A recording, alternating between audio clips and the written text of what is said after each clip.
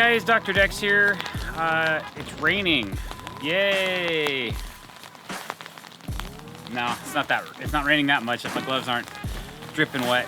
But all right, today we are setting some Regal Ideas crystal rail, and we have some coastal curved glass, and I got a little secret to tell you.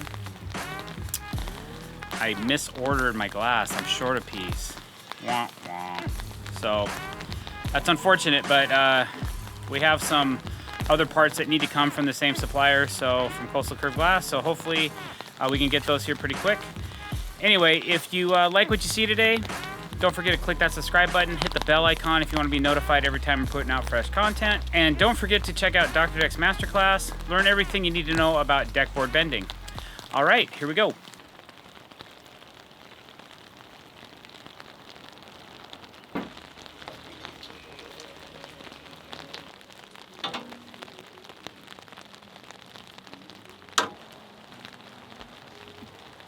Three, 1, 2, and cinch on 3. Wait a second, let me snug. 1, 2. How come some of these are like butter and others are not?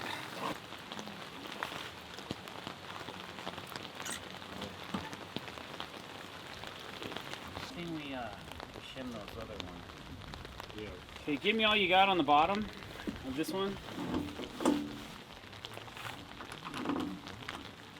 Cinch on 3. 1, 2. Good.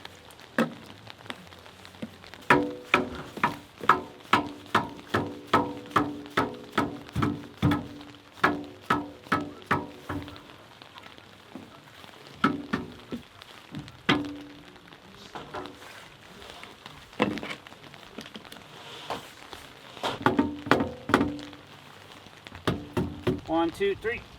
I said, is this rain or is it showers? The news told us it was going to go from rain to showers. I don't know the definition. I think this is rain. If you look at the lake. This is rain. This is rain. Showers, I think, is less rain than rain is. Yeah. 1, 2.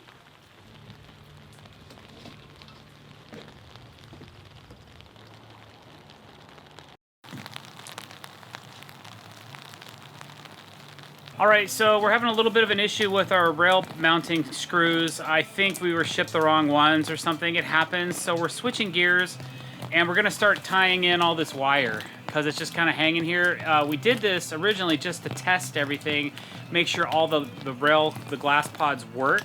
Now that we know everything works and everything's dry, there's no leaks, now we're going to do a final install on the cables.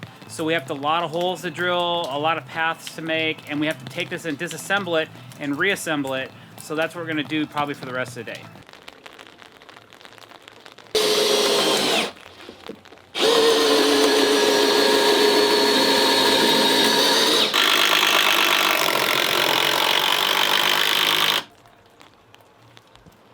One.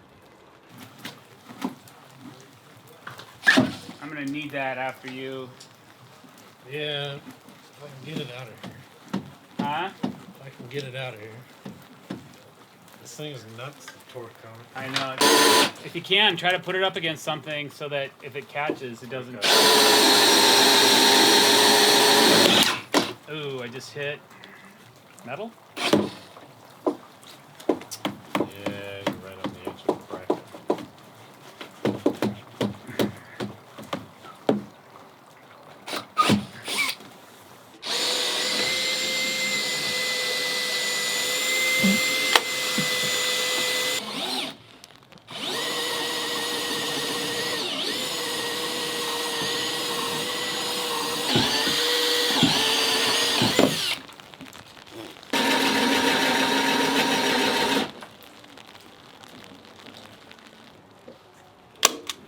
All right, so when you're building these decks and there's some flat spaces on the deck to create these curves and to change directions of joists and do this plywood system, you do a bladder over the top of that, and then you do rubber butyl on top of that, you still have to create a water dump.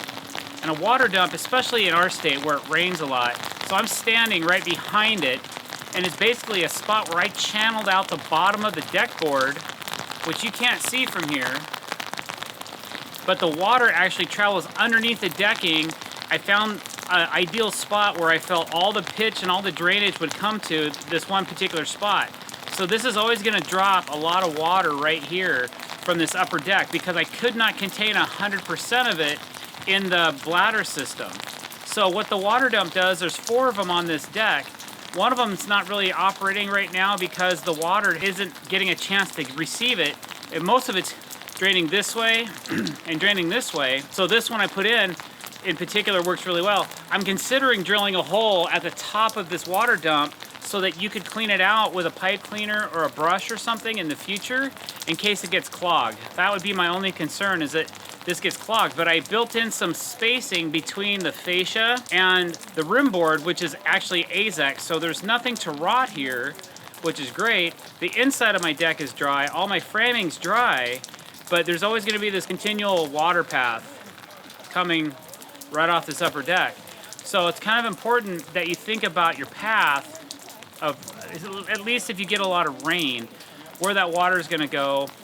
It rains a lot here. We don't have so much the problem of icing and damming like you do on the East Coast.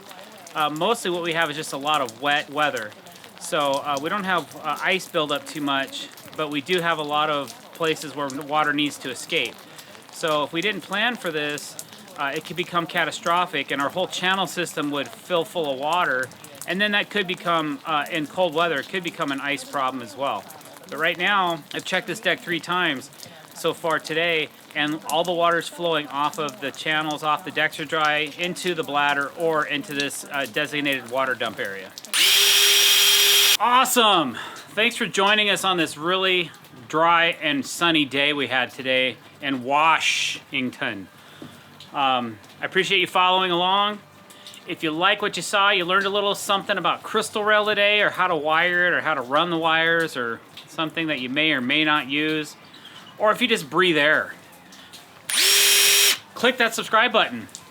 Don't forget to click the bell icon as well if you want to be notified every time we're putting out fresh content. All right, guys, and if you want to learn how to do that swervy, curvy, really sweet looking deck board stuff, you want to become a master heat bender like me, you want to learn the art of deck board bending and learn how to use heat-con silicone heating blankets, sign up for Dr. Deck's Masterclass!